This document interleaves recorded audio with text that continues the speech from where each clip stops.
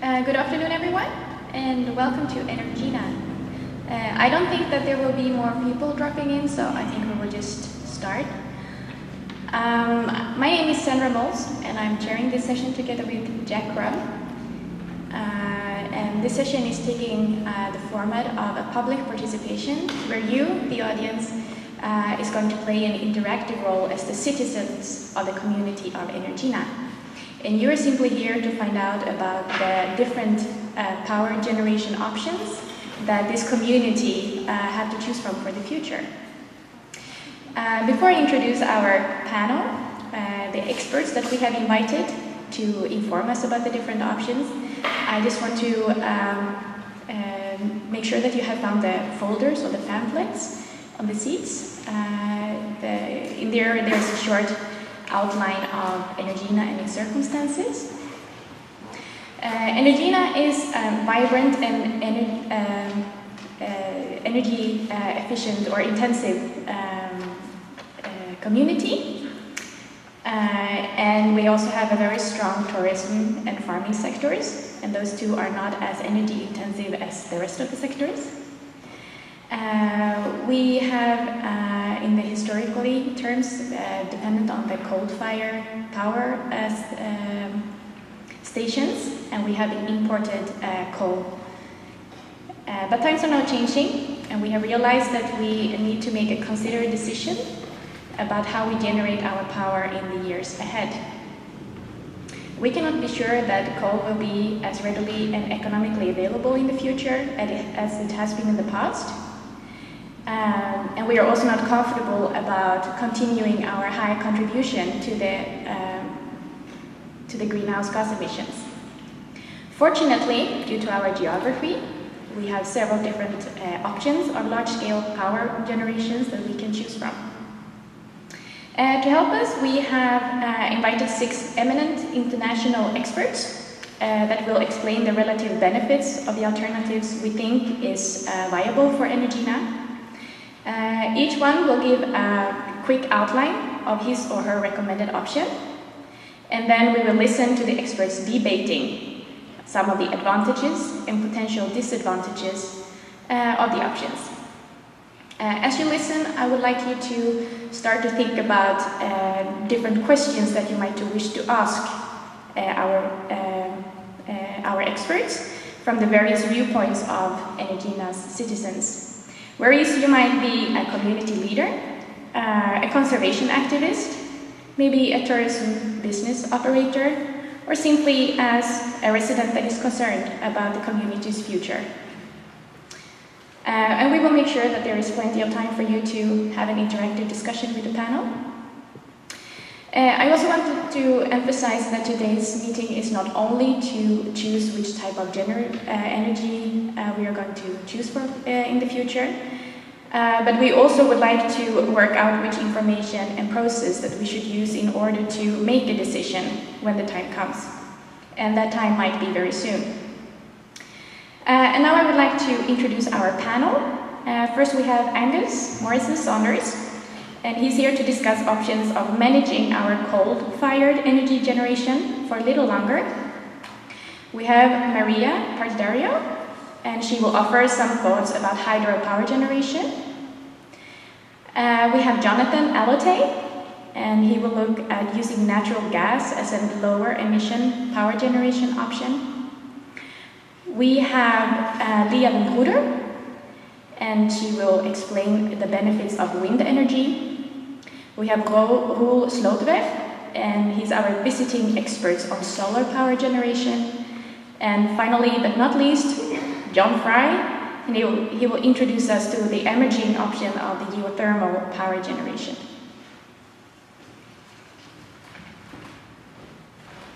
Thank you, Sandra. So we have our 6 experts. We have a wide range of possibilities to choose from. And perhaps if I could ask Angus to go first and give us a very brief outline of the potential for staying with what we already have for a little longer. Well, good afternoon, everybody. The lights are on. It's all good, isn't it? Because we're burning coal. Very reliable, very dependable source of energy for us. runs 24 hours a day, 7 days a week. Brilliant. Tried and tested. And for a country like Energina, which has got a rapidly developing economy and a population, you need that kind of stability and reliability behind you. It also makes sense to capitalise on the investment that already exists in Energina. Why would you contemplate dismantling a perfectly good system with that's got capacity, that's got several more decades to run before you might be thinking about replacing the plant? So for a rapidly developing economy, and I've recently been in Portugal, and they're having a bit of a tough time, I hear, with their economy. Why would you dismantle perfectly good infrastructure when you can maintain what you've got? And that infrastructure is not just the coal generation equipment, but it's also the transportation and trade infrastructure, because we import our coal, and there's a lot of infrastructure and investment already in that whole setup. There is, of course, potential to, in the future, to manage our emissions in terms of options like demand management. And I understand that the good citizens of Energina are keen to see emissions reduce. And I should point out that we're only a little bit above our Kyoto emission levels at present. So if the good citizens of Energina are willing to come to the party with some demand management, we could well get on track with that. Plus, probably a good idea to invest in some sensible transport solutions, because that's where most of the energy is going at the moment. So, go coal. Thank you, Angus. Maria, could you offer us some thoughts about hydro, please? Too much of CO2 emissions from you. Look at hydropower. Just a renewable resource, always there, always available. You just need it to rain, nothing else. Part of a natural cycle, the water cycle. No CO2 emissions. Okay, a little bit to build the dams, but in fact, you don't have any emissions when you're actually producing the energy, much unlike the coal. And it's the quickest one. When you have to turn it off because you don't need it for that period, but then suddenly you have a sudden need for energy. You turn it on and it's the quickest to provide you energy. So much more available energy than from any of the other sources. It is also a multi-purpose project. You can do so many things in a reservoir. Just think about all the recreation. I know sometimes it's not easy to get just down to the water. It's a bit low, but you can always, you can do sailing, you can fish, you can just enjoy the landscape. You can actually use that water for supply.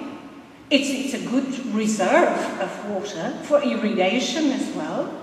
Fire control. I mean, imagine, is there any other source of energy that provides you this alternative, diversified? It's a key to sustainability. Diversification, major principle of sustainability, hydropower. And it generates biodiversity. Who said that it destroys biodiversity? No, it creates new habitats. With lots of water, of course, but it reduces a bit the space available for the previous biodiversity, but it changes, it creates new opportunities. And it diversifies the landscape as well. I mean, look at some places sometimes so deserted, there's no people there, there's no activities, no urban settlements, and suddenly you have all this space of water, beautiful landscape. And of course, sometimes people need to be reallocated. That's a pity, but it's an opportunity to start a new life. They get a new house, and they can start all over again. It's new lifestyles, new livelihoods that start here. The same with the birds. They leave that nest they had before, but they create a new one. What's the big problem?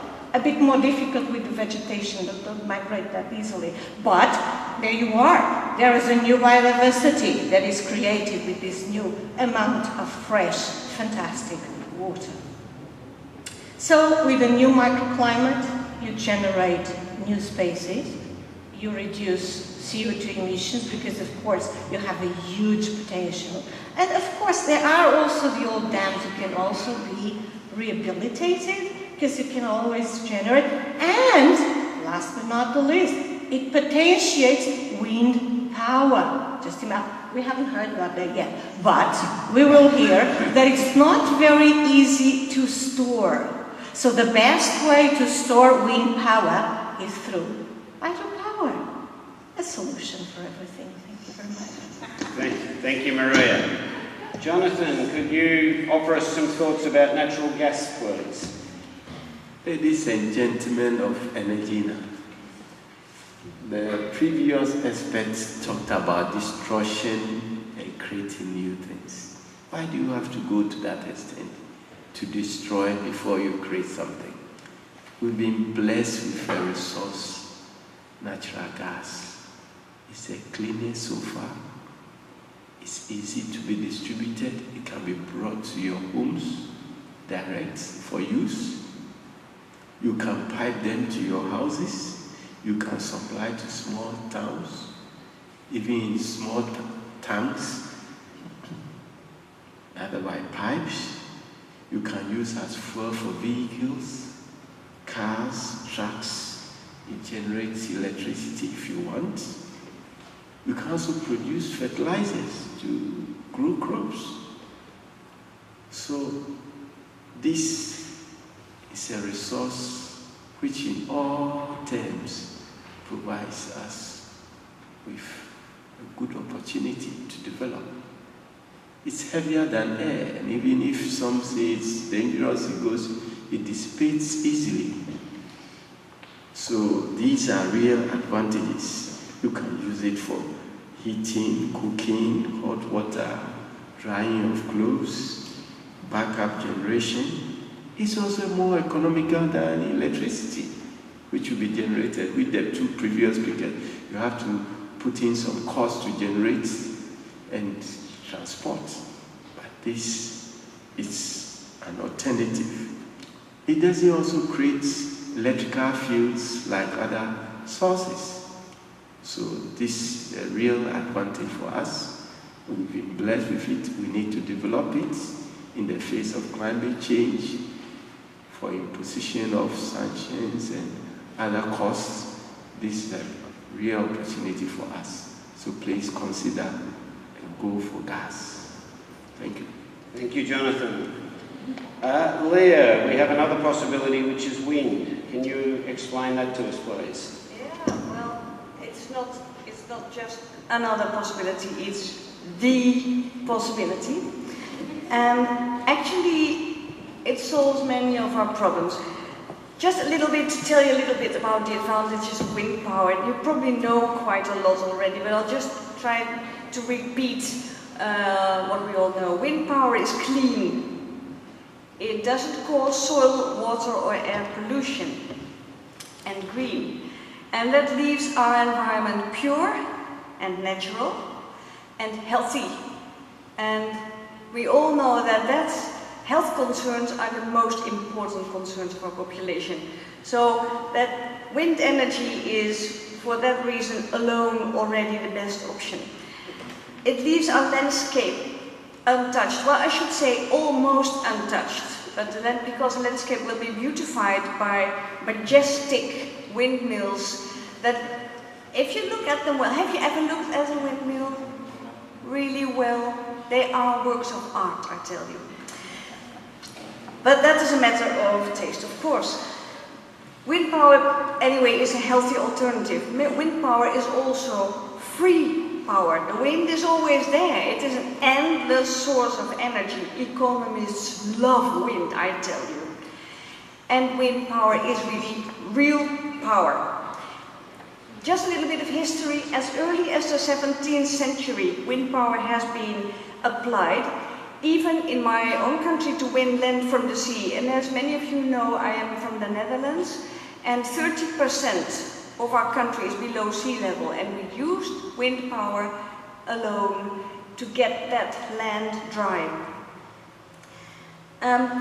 It's also a safe form of energy, unlike, for instance, gas or nuclear plants. There's no risk for explosions or other disasters. There's no radiation.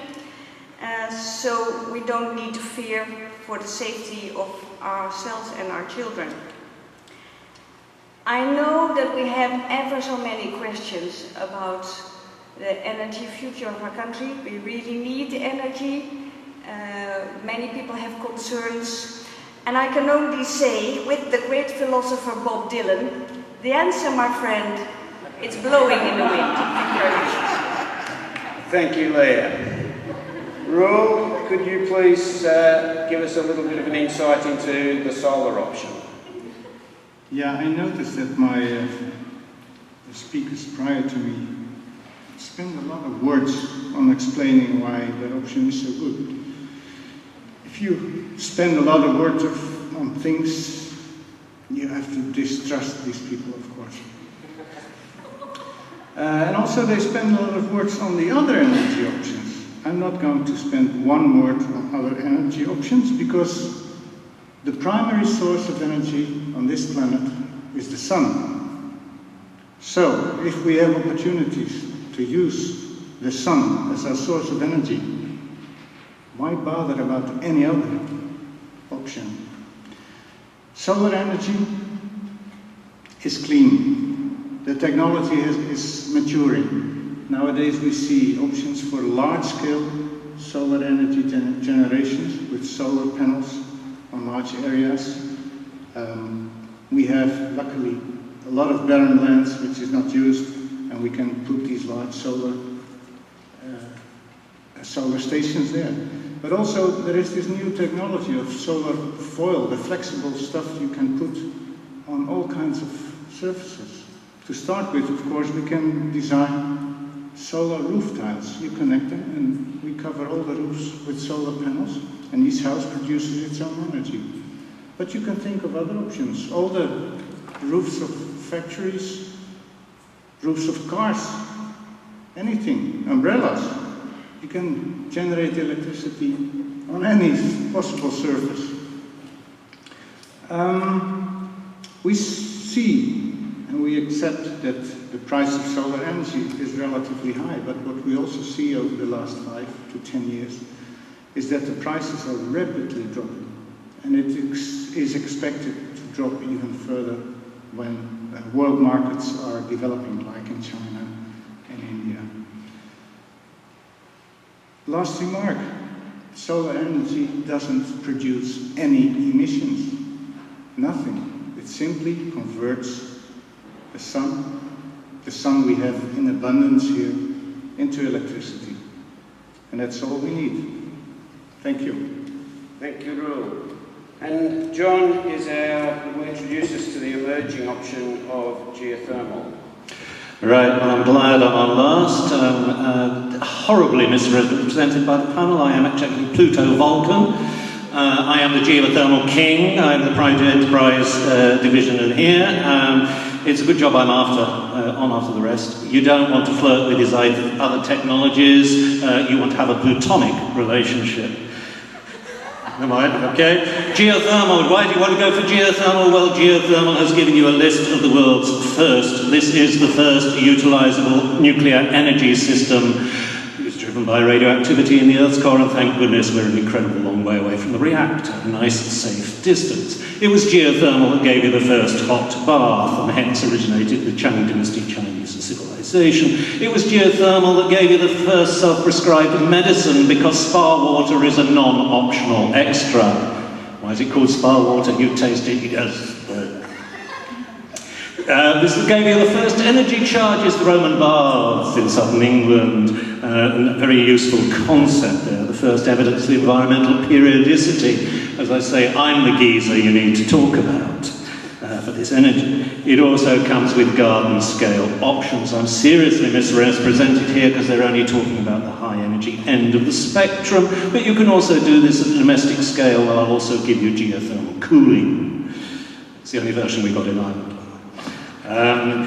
Geothermal is exciting, it's not remotely boring. Well, it is actually, but we don't worry about that. It's ultimately cost effective. The figures, they are available for documentation, are seriously underwrite. So they say there's something like 11,000 megawatts of installed capacity on the Earth, generating some gigawatts of electricity, but that completely forgets the district heating, because we have a nice byproduct in terms of warm wastewater. It's reliable, it's sustainable, and it's increasing. Some of the thermal springs in Iceland that the Vikings used to swim in are now too hot for modern Icelanders to touch. Maybe modern Icelanders aren't as strong as the Vikings used to be, but we've got more than we require. It mitigates against global warming. Minimal land take, we only want a little of the very best land. Minimal freshwater impact. Might have problems getting rid of the something without this. Low greenhouse gas emissions, just a pinch of salt to deal with. A nice smell of green eggs is all you've got to deal with. Seismicity is no great shakes. Okay, highly scalable, the sort of stuff you ought to deal with. And when the gas boys finish fracking, we can set fire to the groundwater.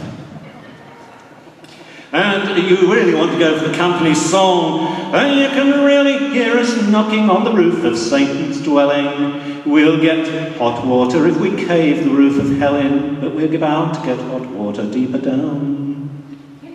Thank you. Thank you, John. So, Energina, we have a diverse, perhaps even a bewildering array of wonderful possible futures. I wonder if perhaps any of the panel members might have questions of each other that might cast a clearer light on some of our options. Would anyone like to make a start? Yes, I think my dear Jonathan. Close to me, she forgot that there's climate change and there are droughts. In my country, Ghana, sometimes the rains are low, the dams dry up, and they become just monuments. They can't generate power. You have to immediately resort to other things. So, and the other renewables, just to my right, they all talk about these things. These are still being experimented. They've not been tested. Technologies are still being developed. But gas, the time, straight away with little investment, you can get it straight and for all kinds of uses. Even if populations are concentrated or isolated, you can compress and take them to the source and use them. So I don't think any of these alternatives really can stand natural gas. A response? My dear colleague, Who's going first? do you know that climate change takes two extreme events? That includes droughts, but it also includes lots of rain in a short period of time. If you don't have how to capture that, it's extremely inefficient because you're losing a precious resource, just draining to the sea. So the only way you can retain that resource is by building a dam, creating a reservoir. And in fact, my dear other colleague next to you completely forgot that she's not able to store the wind power. And the best way to do it is to combine it with hydropower. So we actually should do some kind of partnership here. You might want to consider that. Of course, for us also to have the recreation, we need the wind for the sailing. So, you know, we can in fact exchange here a number of opportunities. But definitely, I mean, forget about anything else. I mean, geothermal, who on earth is using that? Coal? Gosh, we will turn black and dirty with all the practicals that comes out of those thermal power plants. Besides, it's running out. And natural gas? Well, okay, we now have plenty, we discovered it, but we will have an end, like all of the other resources. Okay, the real grounded resources. And solar, Yeah, well, that was the beginning of the story, and it will last forever, even after we all have gone. So yes, but think again about how much do you get from it? How efficient is it? How do you turn it on, suddenly? How do you actually generate sufficient power to get all these major urban settlements? Communities are becoming urban, and they are setting together in big cities, industrial areas. We need to provide energy to all that dimension of people getting together. It's not going to be solar, it's not going to be wind alone, and the others are pollutants. Well, there's solar, there's wind, there's geothermal, which are weak, and the other two are pollutants. What remains is hydropower. Thank you, Maria. You've stirred the possum in almost all directions there. Leah, please. Yes, just a short comment.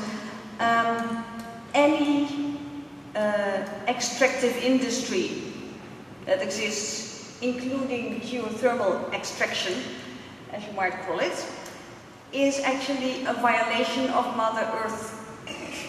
She that feeds us all. And you can laugh about that, but talk to the people living in our districts and how they relate to their environment and how they relate to the land that they live on. This is something not to be neglected. Then there was something else, and that's more a technical issue. My dear friend and colleague, Jonathan has just indicated that the renewable industries are strongly developing and that they are not perfect yet. And I have to say, yes, I agree with him.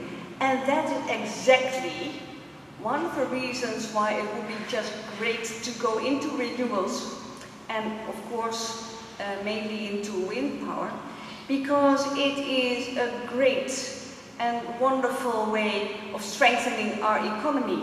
If we manage to develop these new ways of winning energy, that will definitely benefit our local and national economy. I'm sure about that. Look at what happens in Germany. It's the only European country that has some kind of economic growth, and that is due to the industries around renewable energy. Thank you, Leah. John, Angus, please. The lights are on, but sadly it doesn't seem to be anyone home on my right-hand side, and your left, good people of Energina. For example, my learned colleague, several seats down, appears to think that wind turbines are made of wind or air. Protecting Mother Earth indeed. All of these options are just extraneous, additional things which we don't need. The lights are on. We're burning coal. It's all good. But how long are they on if we go on like this? You know, it will be dark outside. You won't be able to see anything because of the gases in the air. Roel, even though the lights are on, I would say to Angus, dream on. Did you notice that the voices are raising? In a while they start shouting, so they are very unsecure about their position. Actually, nobody has provided any argument against solar power. Well, coal. Let's not discuss coal. We have passed that station. Hydropower. You know the lifetime of the reservoir is about 50 to 100 years. And what's left then is a sedimented, barren basin without any use. We have to look for another site for a new reservoir. Where's the sustainability? Natural gas. Who's going to pay for the carbon credits? Who's going to pay for the energy? And then one more important argument. Natural gas is a beautiful product. And I think in 100 years' time, we or our grandchildren, grand-grandchildren, will not understand how we were capable of simply burning this kind of beautiful product that we can use for all kinds of purposes. We simply burn the planet down. So that's not an option, I think. Wind power, that's a renewable, but it's extremely visible. It's extremely unreliable. In my own country, we have some wind power. If there's no wind, there's no electricity. But when there's too much wind, which we often have, there's neither any electricity because the mills cannot stand this kind of wind power. So when does it work? Well, geothermal, well, that's for the happy few where they have some geothermal energy, but that's not a solution for the planet. So I'll stick to solar. Thank you, Roel. John, did you have a comment? I'm amazed at these claims that are coming here. First of all, the big problem with sunlight. It's not perhaps too much of a problem here, but in Energina, which is rather like Ireland, sunlight is a bit rare. We're famed for not having more cloud than sun. So, you've got a problem there. Economists like wind and they like gas, but yeah, we know that about economists, don't we? Right, violating Mother Earth. Well, that reminds me that geyser was the third Icelandic word which penetrated into English or Irish. The first two being rape and pillage. Don Quixote was obviously the first NIMBY, because he was trying to demolish windmills. And as to my colleagues' appreciation, I don't remember Keats or anybody like that writing an ode to a windmill. Maybe this guy there. No, what we need is a geothermal, and yes, if you've got hot springs, a good hotspot prime property, remember, this is where you can drill for it, but let's get run away with this high energy stuff. Geothermal works in your backyard. You can lay out stuff that will provide you with 70% of your domestic heating from stuff in a cool temperate climate. It will also allow you to cool yourself when the summer temperature gets above 15 degrees and it's too worrying to live with. So geothermal is the route to go down for all your energy needs. Thank you, John. Any other comments from the panel or thoughts? I just would like to remind you that hydropower is efficient at 95%. How about comparing to you guys? And 20% of the world depends on, or 20% of the electricity used in this world is hydropower based. So those facts are incontestable. Jonathan, did you have something to add? Well, the hydro expert is saying by forgetting that you can have water weeds which can cover large siltation and change of ecology. Water weeds will cover a large area, as is happening in Lake Victoria at the moment. You have to spend a lot of money. Water hyacinth can cover within a short period, and you cannot have water to generate. And in some of these weeds, you have various vectors which create health problems for the population who come close, like bilharzia and so on. And if you take solar, even the clouds, it's not continuous sunlight. When, like wet Netherlands, from where he comes from, I wonder how many times they have sunlight throughout. And with geothermal, it's only in isolated places, and it's not covered everywhere in the country. So that source is limited. But gas, if it's available, you can transport over long distances by piping, compress it, and carry it to where it's needed. So which other source can beat gas? That's not as I see it. Thank you. Angus, with regard to the emissions issue, you raised the possibility of some sort of demand management or some way of sticking with coal but reducing emissions. How does that work for us? Well, I think the best emissions gains can be made from this rapidly developing economy and population by sorting out the transport system, actually, because you not only sort out transport energy footprint for the existing population, but you also accommodate the new population. But we're spinning magnets burning coal, as we have done for the last century or so, and we've got the capacity to accommodate the rapidly growing population with business as usual, no change to emissions from the coal-fired power stations, but we can accommodate that population growth. And I think you'll find that all of the alternatives that my learned friends are talking about are actually going to create a greater footprint on the environment. So by demand management, we can accommodate, with the existing population, we can accommodate the incoming population for the foreseeable couple of decades at least. Okay. Any responses to that idea? Would demand management work with the other alternatives, for instance, in terms of the emissions from transport? We could perhaps address those with a transfer to a different form of power generation? Roel? Yeah, I have to admit that storage of electricity is a bit of a problem, and that the sun doesn't always shine. So we do need a good energy carrier which can store energy, but in that respect I would say that the coupling of solar energy to the generation of hydrogen could be a perfect solution. And if we use hydrogen as a carrier of energy, we have a source of energy which is absolutely clean, because when you burn it, it ends up into water. And hopefully this water can flow freely and not be stopped by a dam. Any other thoughts from the panel at this stage? Well, the storage of wind energy is improving because our technology to store energy in general is improving, and it should be improving. Demand management at the end of the day might not be necessary at all, because if you use renewables, that is exactly what you do. You have energy that doesn't go away. It's there, it will be there forever. You can use it whenever you like and how much you like. If we were to think of moving away from coal, what potential might there be to do that in some sort of a staged way or by a pilot?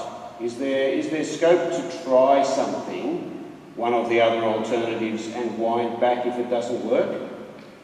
Does that represent a possibility, maybe a problem for hydro because the dam would have to be there first?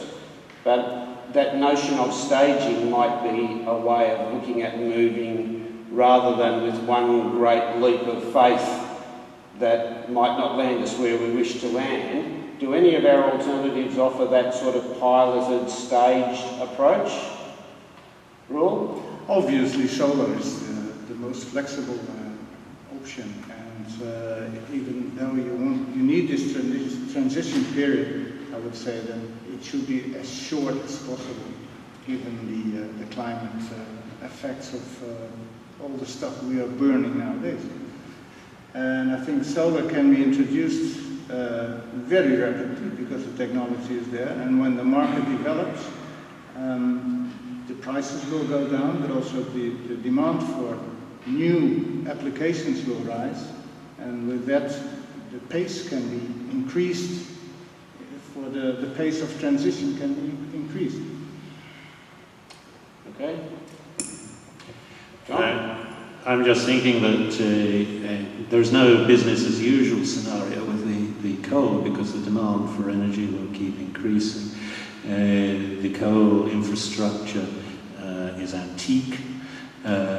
Something will have to give. Either the coal infrastructure will have to be upgraded to make itself more efficient, or we'll have to phase in units which are likely to be smaller, apart from, of course, the massive dam, likely to be smaller and feeding into that system. The leveler in the entire playing field is, of course, the use of electricity from any particular source.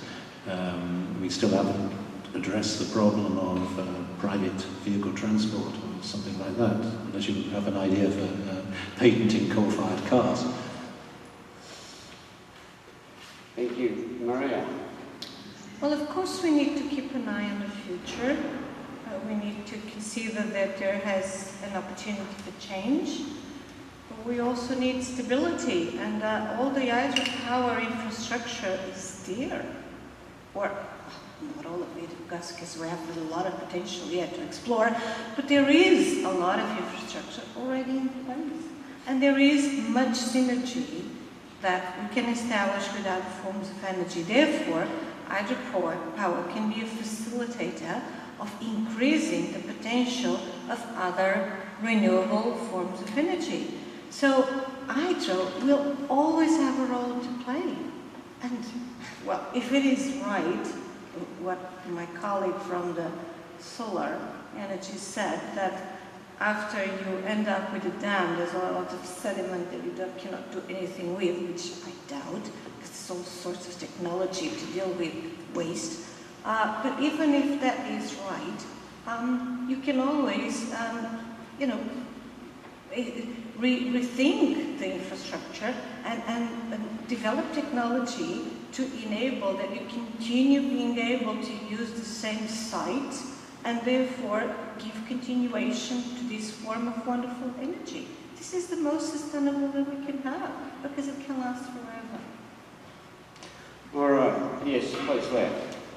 Yeah, I agree that piloting different technologies might be a good idea. However, I agree with Paul sitting next to me that the piloting period should be as short as possible given the urgency of the situation. And I also think that it would be completely useless to pilot gas winning or coal burning because they've been piloting for how many years already, and we've seen the disastrous effects on them on our environment. So I would go for piloting only the renewable energy alternatives. Okay. Perhaps we might open it up to the community now. We've listened to the experts. We've got a couple of questions already. We'll start at the back, please. Yeah, look, I'm just sick of sitting here listening to you guys talking about the environment.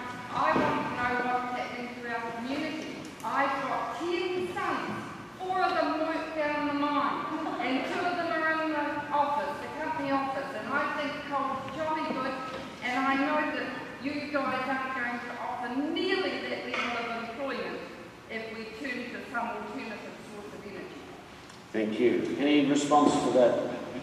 Especially, Angus. We've always been looking after our families and employees, and we're here for the long haul.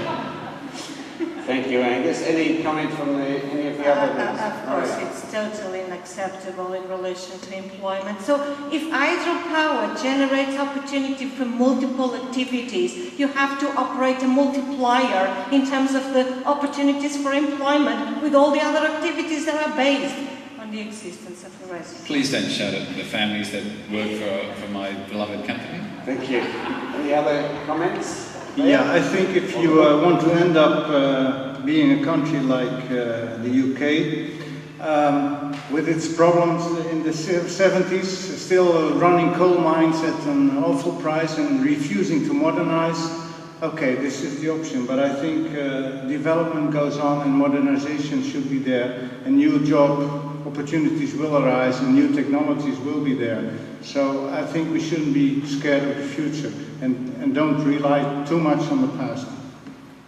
Thank you. I would also like to respond. I completely understand your concerns, madam, and it is important that we look after our population, that we have a way of living, that we can keep on living as we do, that we have jobs, that we have money coming in, we can send our children to school.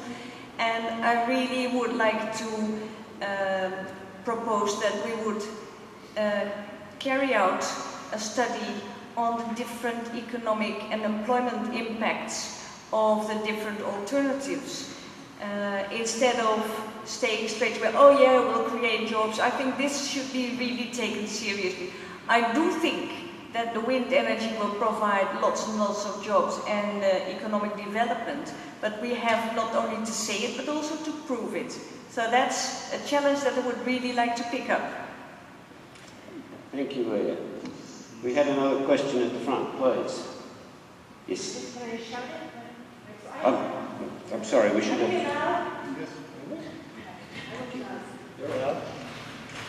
Be loud. Okay, so I'm very happy to be here as the mayor of Energina. You're very welcome, Your Honour. That's not been the elections. And as the mayor, I would like to thank our 6 impassioned and well-spoken panelists, but I have a real question for you. As you know, our high school is filled with asbestos, our roads are crumbling, we need a new water treatment plant. The public purse simply cannot support the building of new infrastructure. I'd like to know, among these SIGs, what are our options for either having individuals take on the cost of the burden, or whether it has to be from the public purse, or whether we can have industry take on the risk and the cost that's associated with this. Thank you. Any thoughts from the panel? Roel. I think the mayor has a problem if she still has asbestos in her schools. I don't think that I, as a representative of the solar panel industry, has any responsibility for that. So I think that it should have been cleaned up already years before. But the only thing I can say is that a transition to solar power can be done in a very gradual manner, and it'll become cost effective. So actually there are no additional costs involved except for the first investment of the solar panels, but they will earn themselves back in 10 to 15 years time. So there's no issue. John, did you have a comment? Basically the same there, but I'd like to point out that with the abandonment of the coal industry, we will have a ready-built repository for any nasty materials you wish to dispose of. We will also be able to put the miners to new work on the massive mineral deposits, other forms of minerals which are far less toxic to the environment in which to excavate, courtesy of this additional clean energy support. Angus, you're right. Any other questions? We had another question, please. Hi, I'm the pompous academic that will speak down to you because I have a strong research background. Electricity is 20% of the total energy system. What about heating? What about cooling? And what about transport, starting with geothermal? Okay, steam-powered buses. Yeah, no, this is good. Geothermal will, of course, provide electricity. Geothermal worldwide provides vastly larger amounts of energy in terms of associated district heating and that sort of thing. Small-scale geothermal can provide domestic-level heating and also cooling. And what about shipping? That's a good question for a landlocked country. It's a big river. River, exactly, river. That's the answer. See? So far we have 20%. Which will dry out. Increase more.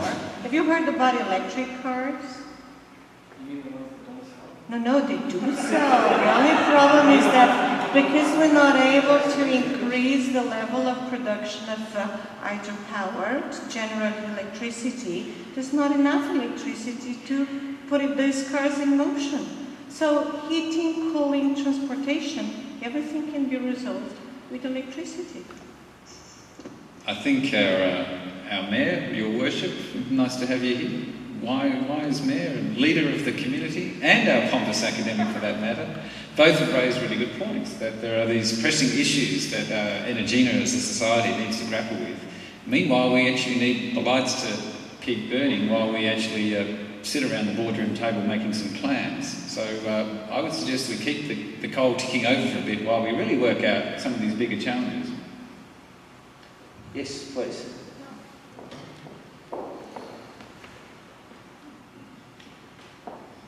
Hi, I'd like to know how we are going to assess the impacts of each of these different alternatives. What's our process for deciding which of these alternatives we're going to go with in the future? Because everyone else in the audience is bringing up really interesting and apropos things that need to be considered. How do we go about deciding what our best alternative is? Do we have any views? No. Yeah, well, I'm wondering whether Energina already has an energy policy and whether any sort of good SEA has been done on this. I understand that in this respect, this community still has a lot to learn, but there are very good tools to do a proper weighing of the pros and cons of any options. And there's even an international association representing a great number of experts providing this expertise. So I would like to ask, who is the competent authority for that in this room? I would like to add up on that there is something like competent authorities, there's something like laws and regulations, and we all know that they have been abused in the past by people in power who wanted to implement some technologies that at the end of the day the community was not too happy with. So my question would be, what kind of involvement, what kind of process would be fit for this community and the community around it? It's not up to us to decide that. We are here as technical people with knowledge about different alternatives, but it is you, the people of Energina, who have to decide on what to do.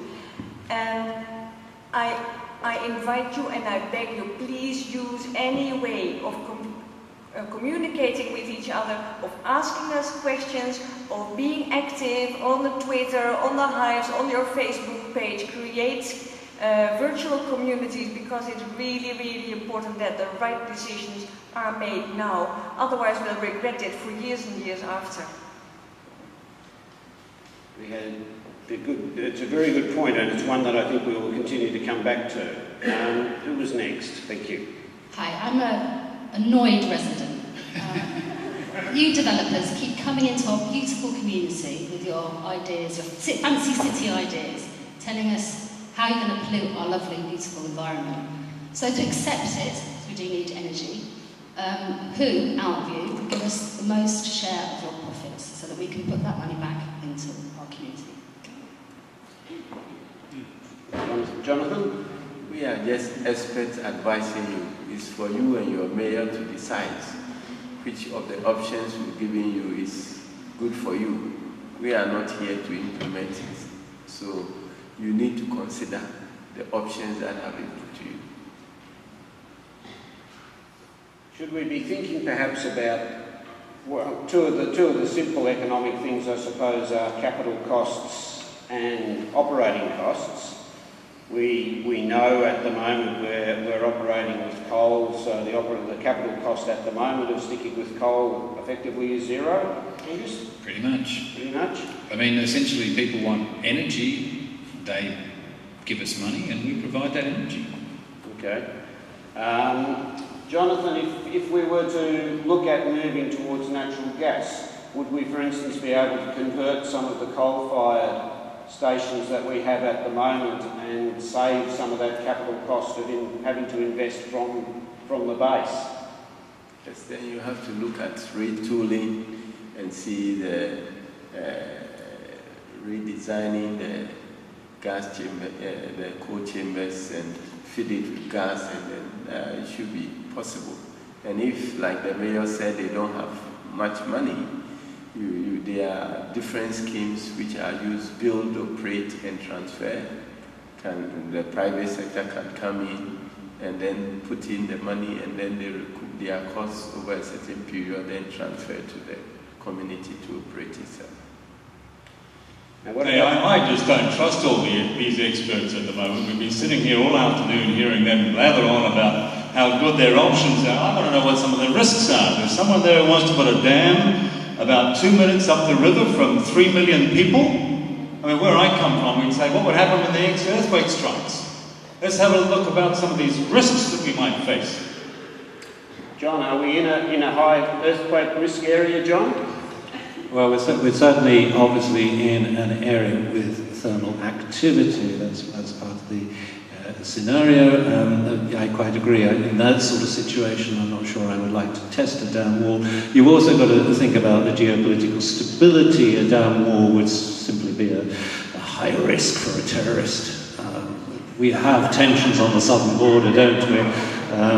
But there's a particular situation. On the other hand, geothermal instability is good for the case of the high energy option for my company.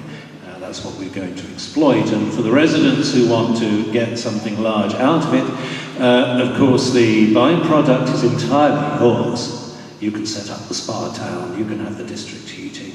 And I said this is the first example of energy charges that were ever made on the planet, so play with that one. I don't know about tensions on the southern border, we have tensions on the dais, certainly. Maria, did you have a comment on the safety or risks associated with constructing the dam? Yeah. Well, we're talking here about over 2,000 years technology. How often have villages been washed away by a dam that has blew off? So what are the chances of this risk? Do you find anything that does not have a risk? Risk exists, it's part of life. The thing is, what is the frequency? What is the probability of this risk? That is what is important. And then you have to look at all the benefits. And in fact, I have not yet had the opportunity to respond to the mayor. You know that because of all this flood that unfortunately we'll have to produce, we have all these opportunities for rebuilding a number of your roads, a number of your schools, to provide opportunities for, other activities and new infrastructures. I believe that, in fact, maybe we cannot exactly pay cash to the community, but just think about all the other opportunities in terms of economic activities that will be generated just by the fact that you're going to have all this reservoir with this amount of water. Tourism can develop. Agriculture, in the leftover lands, of course, can develop. You can have, amounts of water reserved for other purposes. And just imagine the attraction that this place can have for tourism, for people coming for different sort of water-based activities. So all these will represent benefits to the community. And just because there is a risk, well, risks exist, I'm sorry to say, but the probability is perhaps the lowest facing the effectiveness, the efficiency of this form of energy, and I'm sure you will gain enormously with the benefits that we can bring to your community. Thank you. Yes, please, Lee. Yes, with all due respect, flooding, I am coming from a country that has suffered quite a bit under flooding, and it is not a nice thing. So, but apart from that, I think we should take risk seriously, and we should not try to do or act as if there's no risk concerned in the technologies that we describe. And I want to be completely frank with you. Yes, there is a risk involved in wind farming and in wind power. And it has been well documented. There have been studies done which have shown that people do experience nuisance, slight nuisance from the flickering of the light on the air turbines. It is up to you to decide whether you think that this is an acceptable risk or not, as compared to, for instance, the risk of explosions, the risk of floods, the risk of air pollution, soil pollution and water pollution. Thank you, Leah. Who was next, please? Good afternoon. I'm a country boy from, out in the bush, and I was here and trying to understand what all the fuss is about, all these energy, fancy forms of energy, and I don't really see what all the fuss is about. Our grandparents, we just find burning wood to cook and reading by candlelight, and I don't really see what's the need for all this paraphernalia of things that are obviously ugly and destroy our very nice and beautiful environment. This meeting, in fact, is a case in point because there is a beautiful spring day outside, and we are here, although the room is beautiful, but we are here in a shuttered room with shuttered windows, with buckled windows, and we are using all this electricity that is produced by all your fancy paraphernalia. And I really think that we should be having this meeting outside. in the garden by the river. What's really the point? Thank you very much. That's a very good point. I think one of the things it raises, I guess, is that in order to deal with a decision of this sort, we are going to have to make sacrifices, even if they are just sacrifices of our time and convenience. But things will continue to change. That's one of the reasons, I guess, why we're here, is that we have a situation that cannot stay exactly the same indefinitely. And perhaps part of our choice is about whether the change that happens is a change that just happens of its own and we live with those consequences, or whether we try and guide that change. Yes, please. I have two questions. Why ain't nuclear energy being represented here? Where's the expert on that one?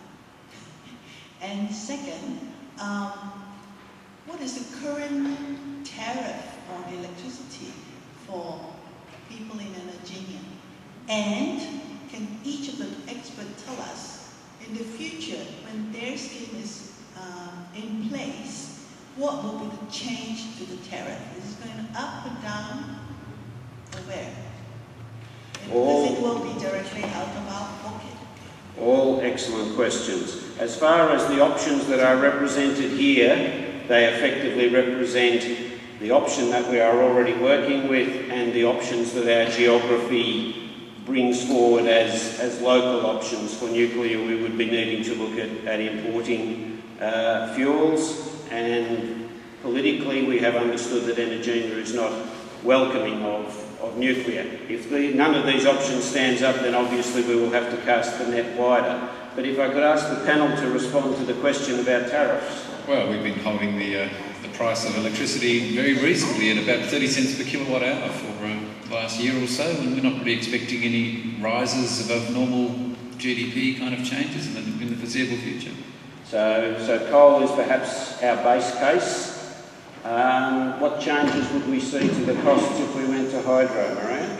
Well, I would have to consult with the right expert in our organization, but I'm sure that there wouldn't be any expected rise in tariffs, because as you turn it more cost effective, certainly the tariffs will go down. That's what I can assure. Jonathan, how would our hip pockets be hit by shifting to natural gas? I think the operating costs, as I said, in transportation, the ease with which you can transport, these can bring the cost down, and we have to do a cost-benefit analysis of all, and the least cost one should be taken.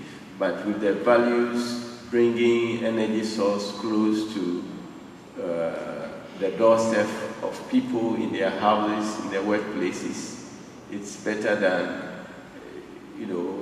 transmitting through pylons all over the place with storms and things, So that will be a least cost to them.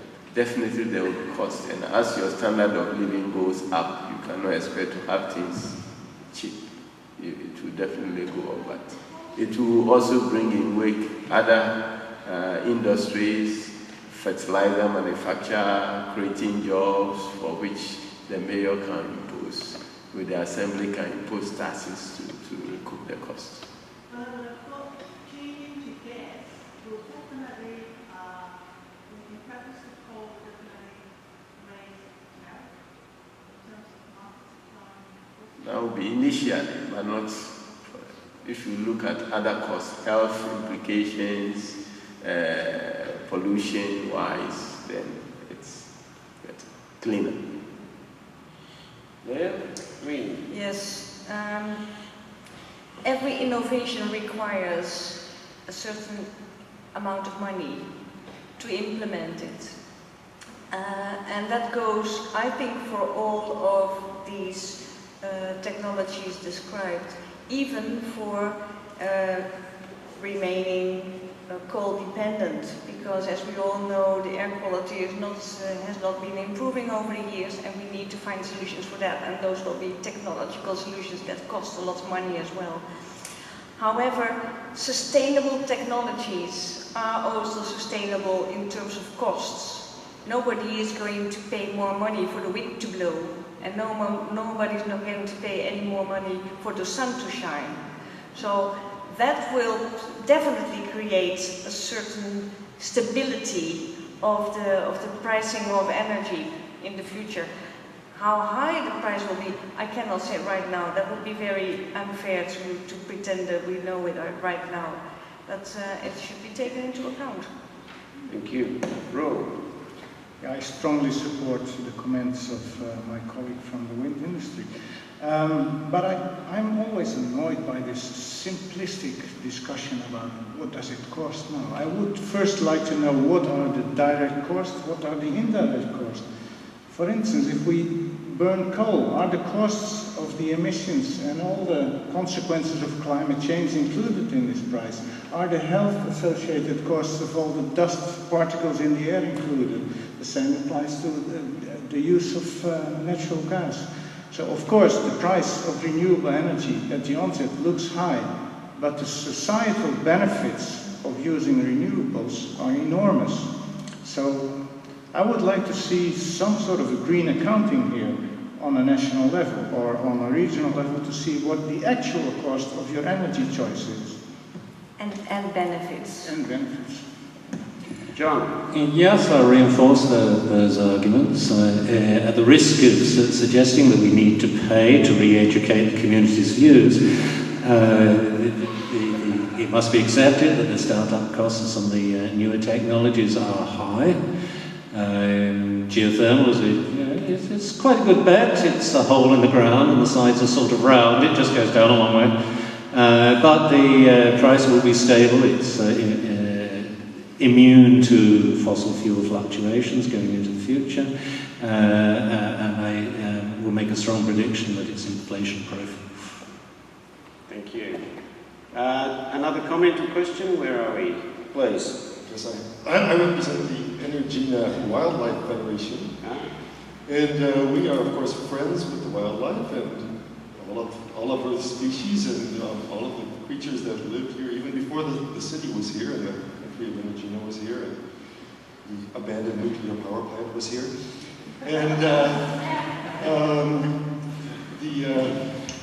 but we understand that there are problems with all of these technologies. For example, the two carbon-emitting technologies we see problems with because it's going to contribute to climate change, and we're just going to wipe out the very climate-sensitive species we have locally.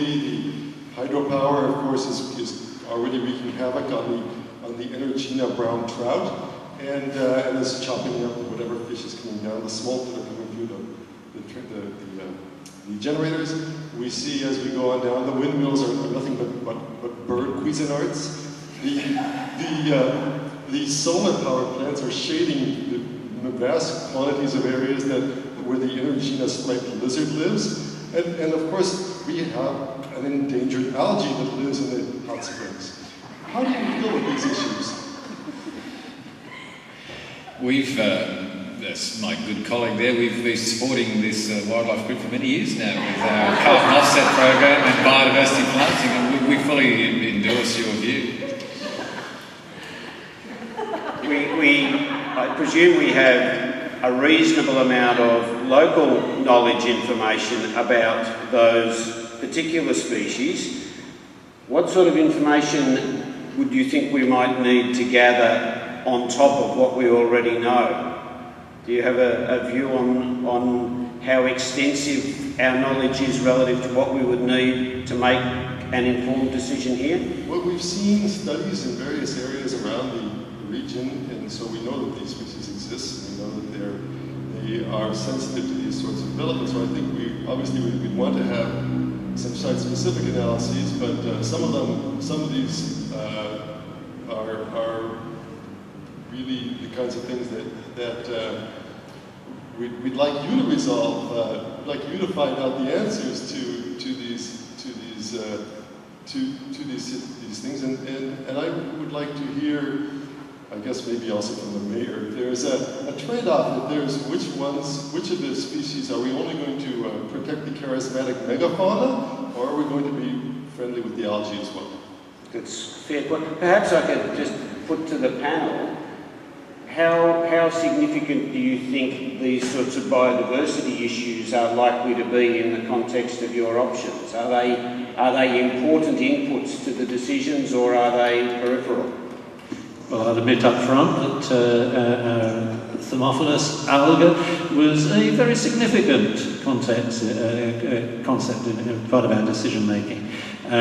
You'll be relieved to know that our prototype plans have already made accommodation with that, and we're leaving separate vents available for the surviving population. However, our technologists also think that the alga is amenable for cultivation, and that we can produce an edible green paste from this.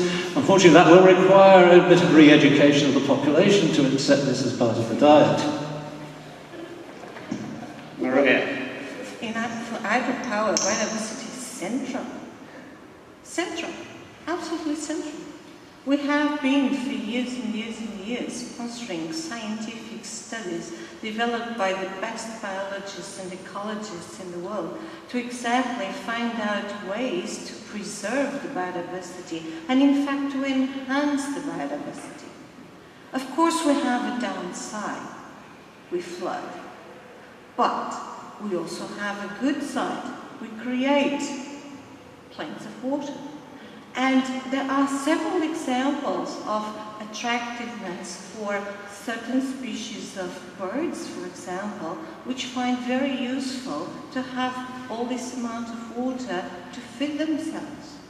Not to mention, of course, the fish and all the type of more river-based fauna and flora. So it's a question of management, and it's a question of improvement.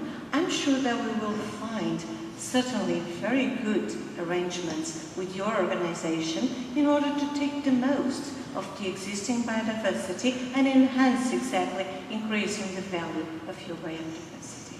We'll be available. I think we can meet and discuss after the meeting, maybe. Well, good afternoon. I'm the CEO of EEC, Energina Events Corporation. And I want to thank you for this interesting debate, and I really want to thank you, the country boy, for the suggestion of having an event by the riverbank, and I will study this possibility, and I will do it very soon. Thank you. Could I just ask if, as part of that event, if we all going to start eating out of the meals that are cooked in a wooden stove? Or are the fire just going to put down there to cook something like, what, roasted chicken? Or what do you suggest that we can eat based on your primary resources in terms of cooking?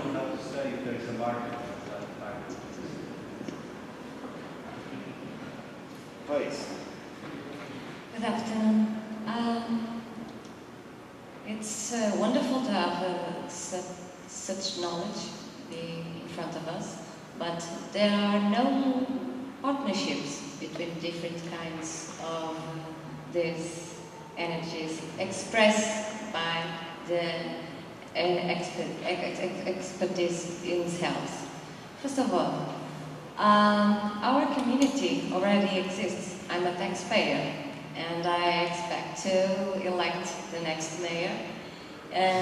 According to his proposal, which in community are going to be discussed. So, are there a mix of different kinds of energy according to the existing sources of energy here in Energina? And how much does it cost directly and indirectly in terms of taxpayers, in terms of environment, according to our actual level of emissions, and in terms of tariffs? Thank you. Thank you. A quick answer to a complex question? Who would like to go first? Where? Actually, I think a very logical combination would be the combination between wind energy and solar energy, because they're very near to each other. They both use existing forces of nature, and they don't pollute the environment. And I think it would be perfectly possible to combine that and keeping the costs reasonable as well. So that is a path that I would suggest could be explored for the coming time. I would not go for combining a renewable source of energy with an existing polluting source of energy. That would be useless because you will get the extra costs of developing new technologies, both to update the old ones and to develop the new ones, without getting the societal benefit of a clean environment.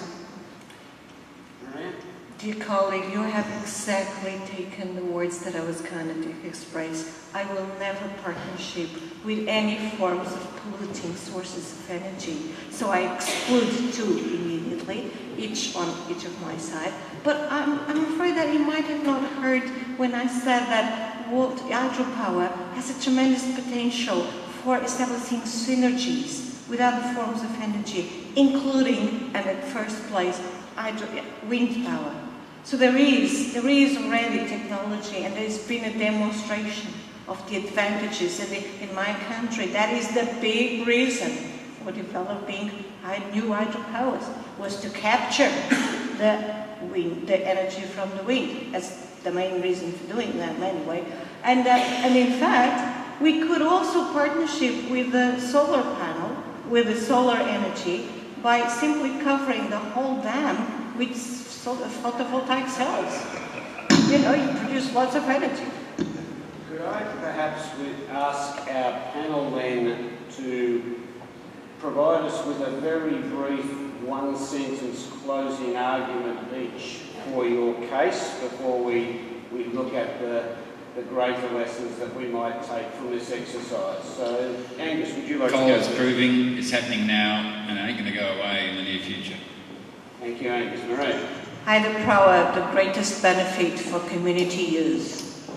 Jonathan? I think you have to look at the one who provides the least intermediate solution, which is natural gas, less polluting, even if any, and can give high intensity energy for all uses, which is gas. Find your answers, dear friends, in the blowing of the wind. Solar powered clean energy guaranteed for an estimated 4 billion years. And John? Geothermal, going back to Mother Earth for what you really need. Thank you all very much.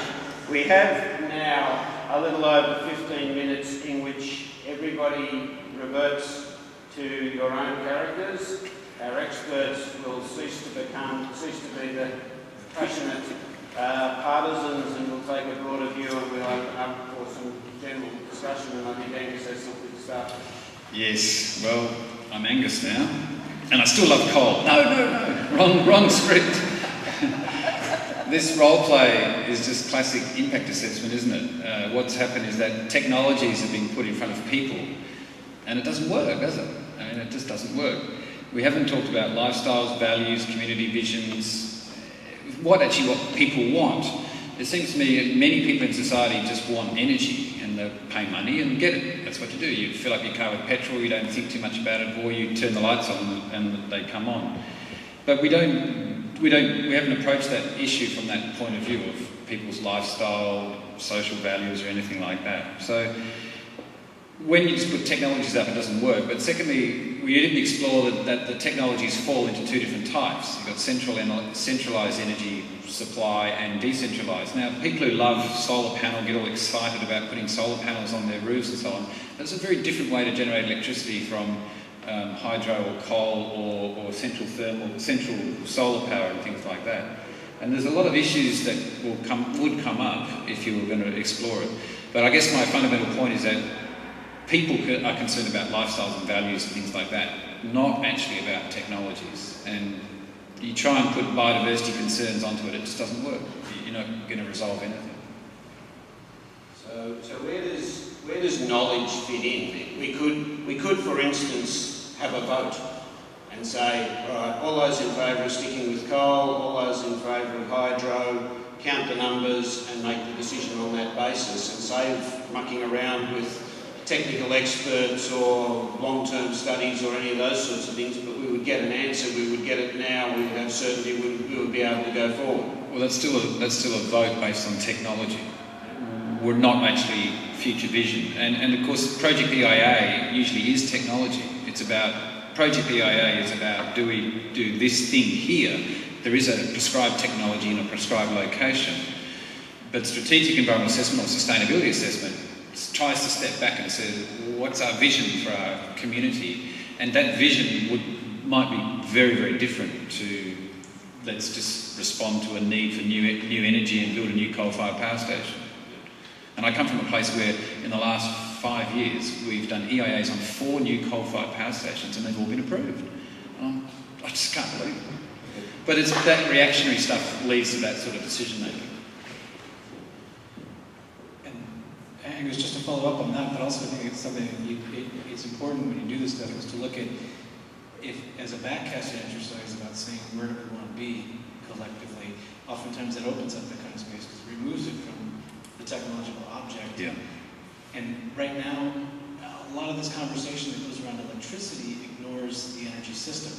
And the energy system, a lot of the assumptions are we can continue doing what we do, we just substitute biological for non-biological. Well, physically that's impossible because of the condensed energy that's found in fossil fuels. Is that we're looking at a 50 to 60% reduction in consumption on the front end before we can even think about using biological bases. And that's something that oftentimes just gets blown out, and it's not front and center, but it actually needs to be in these conversations. Because the assumption is that we just basically shift fuel sources, and that just won't work. Any other thoughts from? Well, thinking within this, there's also a need to recognise or to address consequences of actions. In that, even within impact assessment as a process, for example, one of the aspects of impact assessment is architectural heritage, of impacts on that from any particular project. One of the consequences of changing lifestyles to reduce energy use is, for example, installing double glazing, triple glazing, and yet you try and do that on a historic building where you're talking about changing the structure of windows or anything like that. What are the consequences?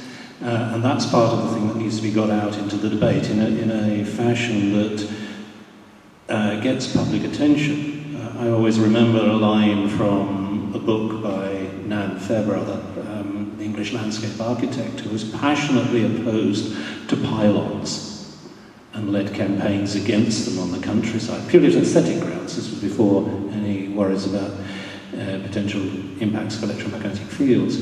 And she said she would fight pylons tooth and nail until somebody told her she couldn't have a hot bath.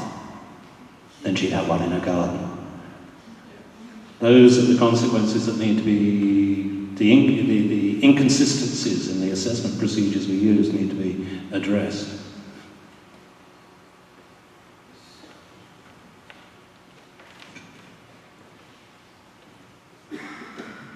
Thanks. I'm Caroline.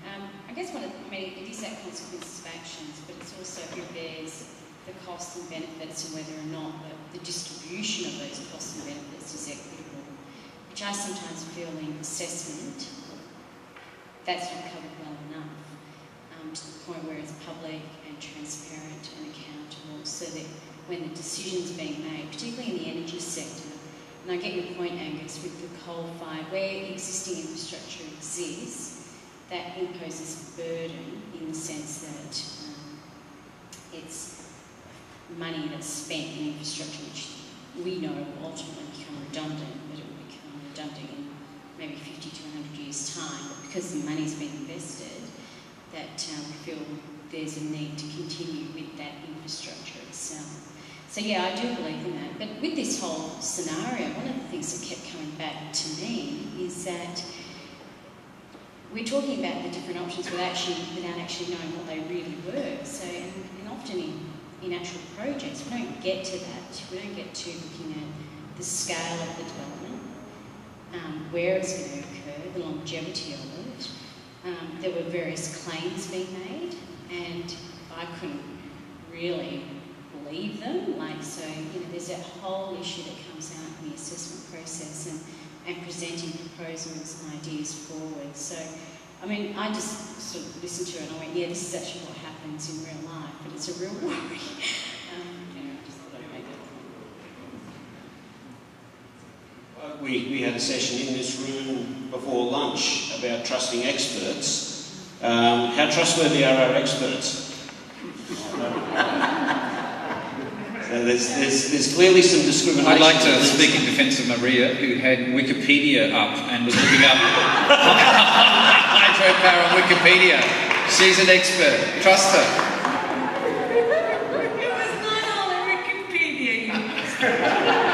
Oh, there was a... I had good sources here. Angus, I do think you raise a very good point though about when you use your example that you've had project EIAs in Western Australia, presumably, where you've consented for coal-fired power stations or something of the like. I mean, it seems to me that we often find ourselves in this sort of straitjacket of, if you want to raise the higher level question, like, you know, do we really want that much energy, or do we want a diversity, or what have you? People will say, sorry, that's not the right forum. We're just asking you, do you want this project? Yeah. And so having the higher level is something that I would venture to suggest, very rarely do, and if we do it, we don't do it particularly well.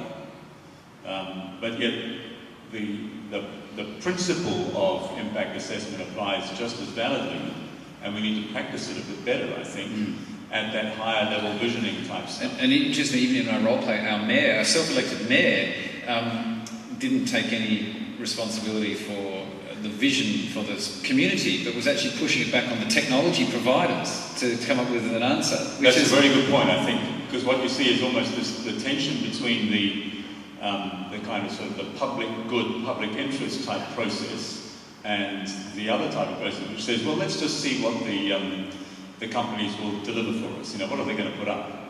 And I think there's quite a tension there, because I think it's difficult if you have a very competitive paradigm to expect individual suppliers and competitors to do a strategic level exercise for you. That's very much a public thing. It's the sort of thing that you know, the community, sort of public agency needs to take a lead on. And I certainly find this in New Zealand, where I come from, and that often the projects get assessed in a policy vacuum because the public debate hasn't been had. The question's not even asked. The question's not even asked.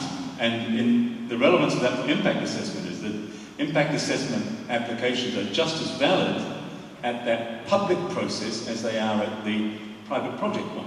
So, can I respond? We have time for about 3 more after rules response. 1, 2, 3. I was wondering that, well, obviously there should be a shift somewhere between now and 100 years from fossil fuel, where we had our fuel under the earth. We didn't see it. It comes up and we can burn it. And now we are bringing our energy supply out of Sorry, Angus.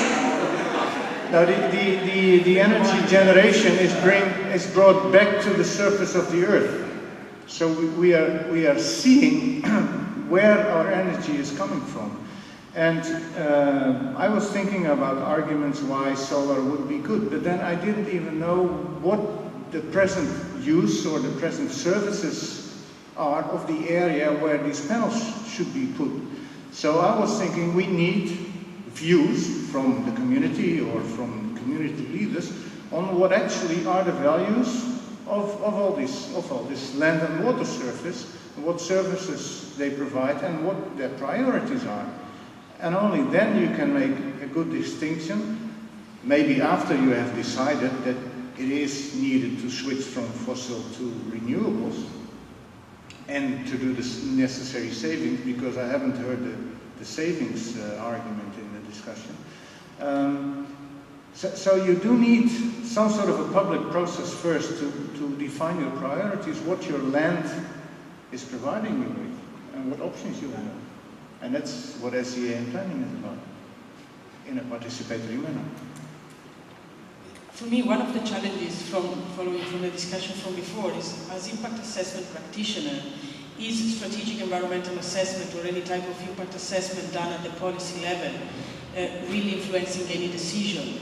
Can the impact assessment process take in consideration all the cross-cutting issues like energy access, energy security, climate change, water and land use competition? I mean, if we look at any single option like fracking, we know that the decision in the US is completely different from the one in France, and is absolutely not evidence-based. So it's just how can we, which kind of role and how we as impact assessment practitioners can include, as we have discussed about climate change, can we include all the other more competing issues in our impact assessment process?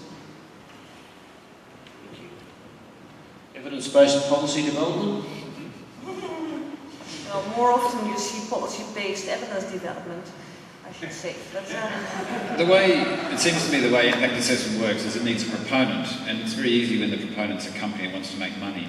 When the proponent is going to be government for something that's fairly nebulous, like policy, it just doesn't have, we don't have that leadership, we don't have that sort of political leadership or courage, and it would take enormous courage to come out and say, I'm going to ask the people what kind of energy policy they'd like to have, or vision they have for energy in this community, and let them have a voice and listen to them. And so I don't see any leadership like that. Sad but true. John, sorry, I really need to come in here. This that Angus just said is in fact something that is preventing us from moving. This idea that impact assessment has to have a component, in fact, is dominating everything, including the practice of strategic environmental assessment. I mean, most people are waiting to have a proposal of policy, which will be proposed by one ministry or by one director general or by one public sector. Same with plans, same with programs. A municipality will have a municipal plan that will have a mayor or will have a local assembly, whatever. Wrong. If we want to start thinking in a more broad and far-reaching way, we have to stop putting an owner next to an impact assessment. We have to start taking impact assessment to take a community to look beyond. Impact assessment has to be owned by the community, has to be owned by those that want to look forward, that want to find a way to pursue. All in that sense, can we ever be able to use impact assessment to identify what are the pathways that we need to follow? And up to now, SCAs, and with all the directives and legislations that we have to have our owner. And that's exactly the point. So in order to start making a difference, we have to stop just talking within each other. When someone raised the issue about the expertise, of course I have no expertise on hydropower. And certainly not enough to be able to lead the discussion on what the possibilities, with hydropower, of reusing or rethinking hydropower. But the fact is, we need energy. We may open the shutter, we may turn off the light, but by the time we want to use the computer, we need a certain charge that lasts for 5 hours, 6 hours, and then we have to refill it again. How are we going to do that if we don't have energy? So let's follow reality, and let's start changing within our own organizations and our own instruments and our own way of thinking. And start exactly what people were asking, how can we establish synergies? That's crucial. And that's what I think that we need to move on. And of course, we need to look beyond. An impact assessment cannot be EI in the way that we have been seeing EI so far.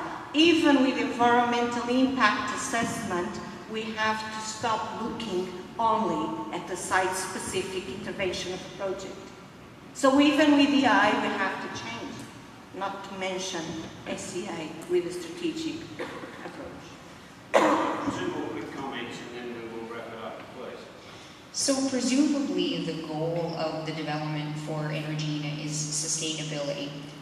And my question for the panel is, considering that sustainability means different things to different people, it's defined differently, there are different approaches to it, even within SEA, there are different approaches to sustainability.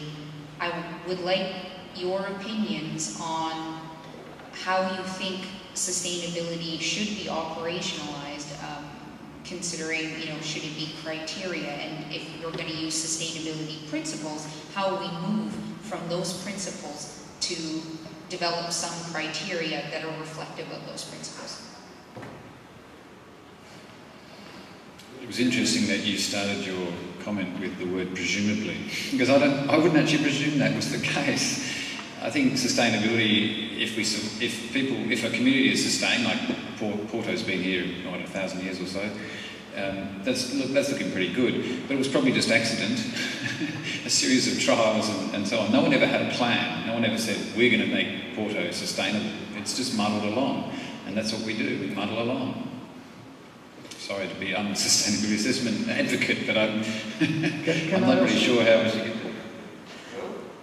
Well, 2 years ago I had a session in Geneva on resilience thinking, and the paper I wrote with Mike Jones was now awarded in this panel as a prize-winning paper. I think I'm not able to summarize the paper here in a few words, because the resilience thinking is something new to me too, but it provides very strong elements of what sustainability is about.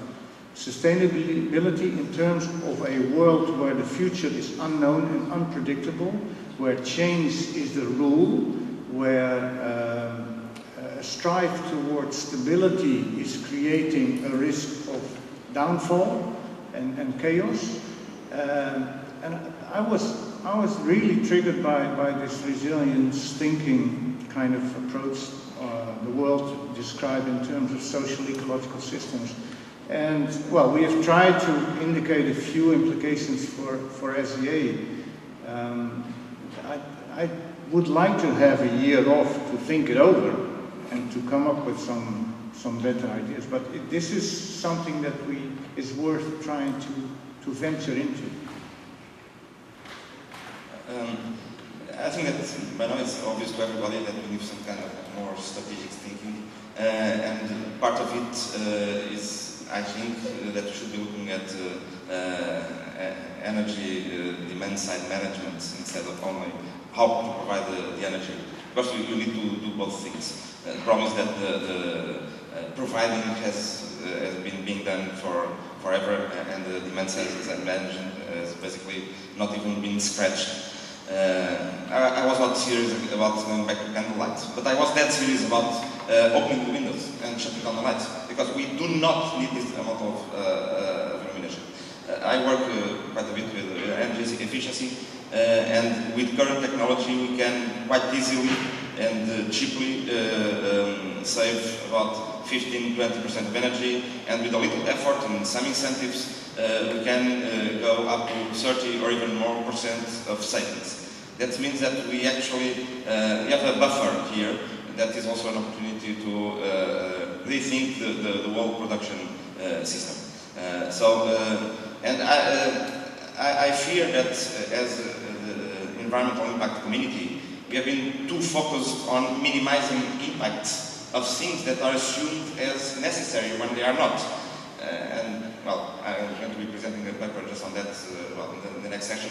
But my point is, in this conference, we are talking about energy for sustainable development, and we are not being serious about it as an organization, because we are just spending too much energy on needlessly.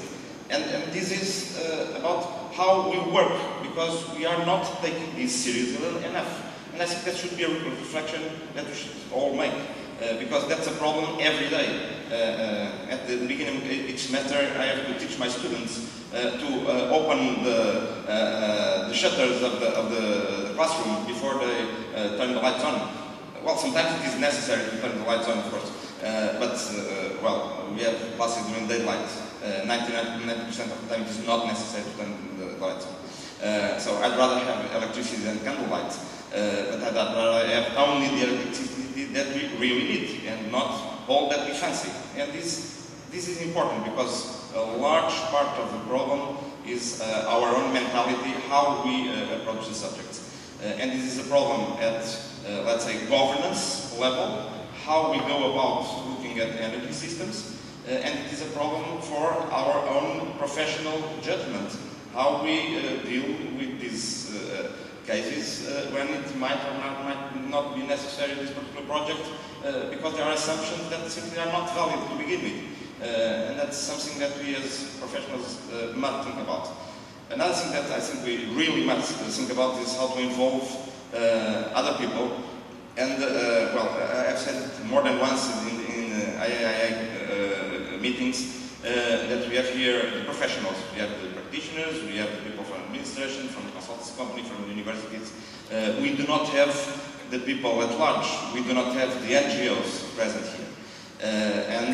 So it might be useful to look at that side of the equation, because without that we are not going anywhere, because those are the people that actually will make the decisions with their wallets about what they decide to buy or what they decide to support on election day.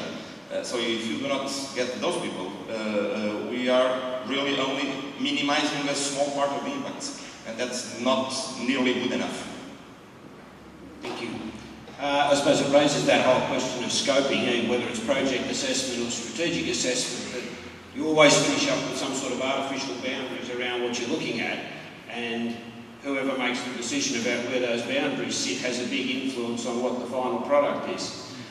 Could I thank everybody for the time that they have taken this afternoon. Sandra has produced a synopsis there of the discussion that we've just had at the end, and that will be going into the organisers to plug into the final plenary. Do you want to just... Yeah, the proceedings, it will be included in the proceedings. Yes. So we've already cut into your afternoon tea time further than we should have done. Thank you all for coming along. Thank you to the audience for entering so thoroughly into the spirit of the exercise. We've learned more about the community of Energina perhaps than we've learned about the energy choices, which has been fantastic. And could I ask everybody please to thank our panel members who are just about to receive the freedom of Energina.